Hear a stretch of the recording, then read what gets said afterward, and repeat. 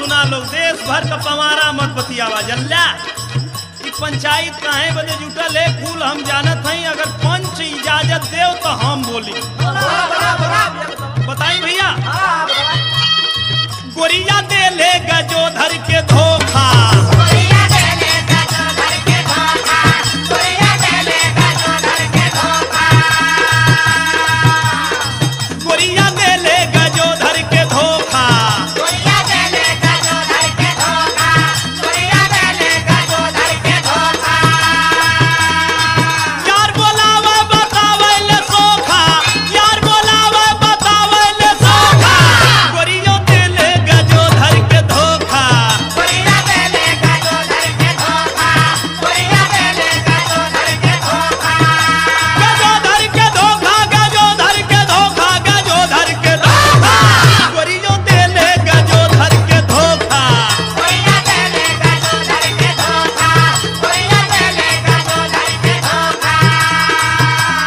ए रुका रुका रुका भाई, ऐसे कह देले से थोड़ी हो जाई कि गजोधर के धोखा देले। वो भैया के तोप के मत कहा, ओके साफ साफ की पंचायत है, इनमें कोनो बात तोप के कहले के जरूरत ना, साफ कहा। अच्छा तला प्रधान जी है बतावत हई हम, भूतवा पारे तवा का कई के बहाना, कई के बहाना हो, कई के बहाना, कई के बहाना हो, कई के बहाना,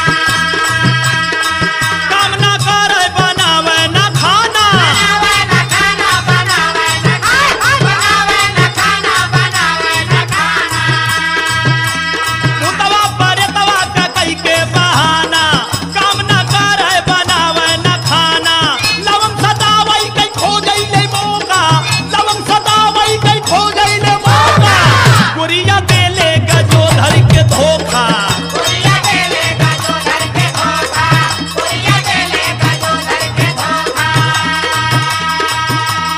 अच्छा भैया ये बतावा, वो खाना ना बनावे ले, लवंग सटावे के ताकि ओकर दुख हो, तब्बत ऐसन करे ले। अरे तो भैया ई कैसन दुख है, ई कैसन पंचायत प्रधान जी तू करत हुआ देखा, ये गड़बड़ होता तो के भाई पूरा बात मालूम ना है। बतावा। यार जाके घरवा में भूतवा उतारे, भूतवा उतारे हो, भूतवा उतारे, भूतवा उतारे हो, भूतवा उतारे, टुकुर टुकुर ताकें गजोधर दुआरे, गजोधर दुआरे, गजोधर दुआरे, गजोधर दुआरे, गजोधर दुआरे। यार जाके घरवा में भूतवा उतारे, टुकुर टुकुर ताकें गजोधर दुआरे, मरद के अपने बनवले बाबोका, मरद के अपने बनवले बाबोका, गोरियो दे ले गजोधर के धोखा, गोरिया दे ले गजोधर के धोखा, गोरिया दे ले गजोधर के धोखा।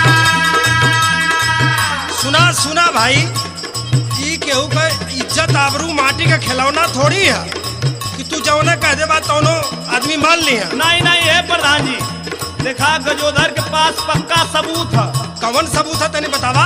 पूरा गांव भर जाना था कि गजोधर काहे बदे पंचायत को तू बोलौले हो। तो बतावा काहे बोलोले हो। मनवा गजोधर का शंका से भरल,